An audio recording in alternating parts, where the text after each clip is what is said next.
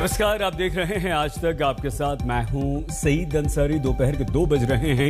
उत्तर प्रदेश की राजधानी लखनऊ में मुख्यमंत्री योगी आदित्यनाथ ने आज 1 लाख छात्रों मोदी जी के नेतृत्व में कोरोना प्रबंधन जिस तरीके से आगे बढ़ा, हम लोग इस बात को देखते थे जब प्रधानमंत्री जी ने देश के अंदर जनधन योजना लागू की थी, हम लोगों को लगता था इस योजना का क्या लाभ होगा।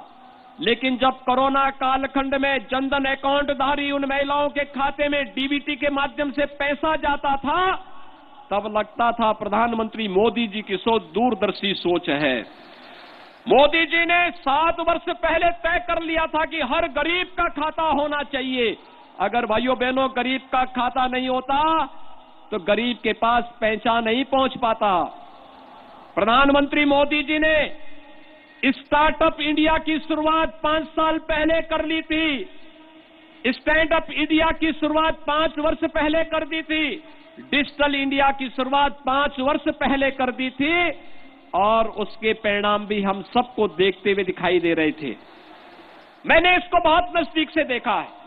तकनीक का व्यक्ति के जीवन में क्या महत्व हो सकता है, यह हम लोगों ने कोरोना कालखंड में और भी मजबूती बहुत नजदीक से देखा है।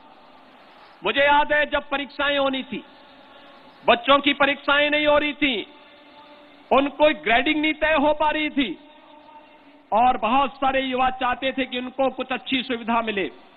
मैं देखता था, गांव में जाता था, बच्चों से पूछता था पढ़ाई हो रही है, वे कहते थे पढ़ाई करना चाहते हैं लेकिन हमारे पास ऑनलाइन पढ़ाई के लिए कोई सुविधा नहीं है, स्मार्टफोन नहीं है, टैबलेट नहीं है, हम कैसे अपनी पढ़ाई को आगे कर सकते हैं।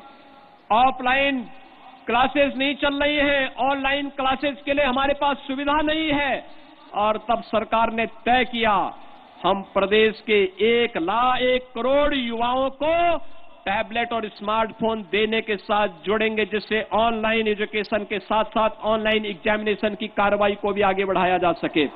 और भाइयों बहनों, आज इस कार्यक्रम का शुभारंभ करते मुझे अत्यंत प्रसन्नता की अनुभूति हो रही है कि प्रदेश के सभी 75 जनपदों की उपस्थिति में इस कार्यक्रम को हम आगे बढ़ा रहे हैं।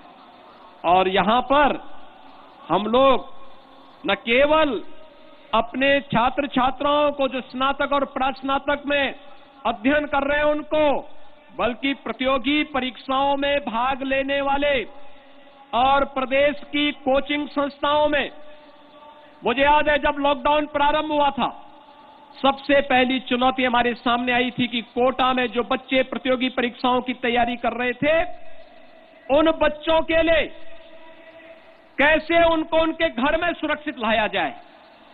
राजस्थान सरकार तैयार नहीं थी सहयोग करने के लिए।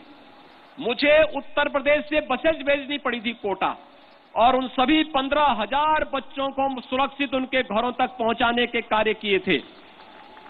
और भाइयों बहनों, तब मैंने तय किया था, तब हमने अपने अधिकारियों को एक जिम्मेदारी दी थी, और जिम्मेदारी ये दी थी कि अब हमारे प्रदेश के बच्चों को प्रतियोगी परीक्षाओं की तैयारी करने के लिए प्रदेश के बाहर न जाना पड़े। इसके लिए हर कमिश्नरी हेडक्वार्टर पर इसकी व्यवस्था की जानी चाहिए। और भाइयों बहनों, आज 10,000 अभ्युदय कोचिंग की व्यवस्था जो हम लोगों ने प्रदेश के अंदर हर एक कमिश्नरी में की है, अब हम उसके हर जनपद तक ले जा रहे हैं।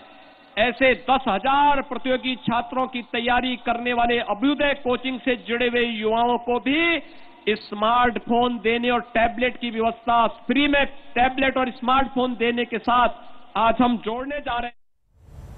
फ्री लैपटॉप स्मार्टफोन योजना का शुभारंभ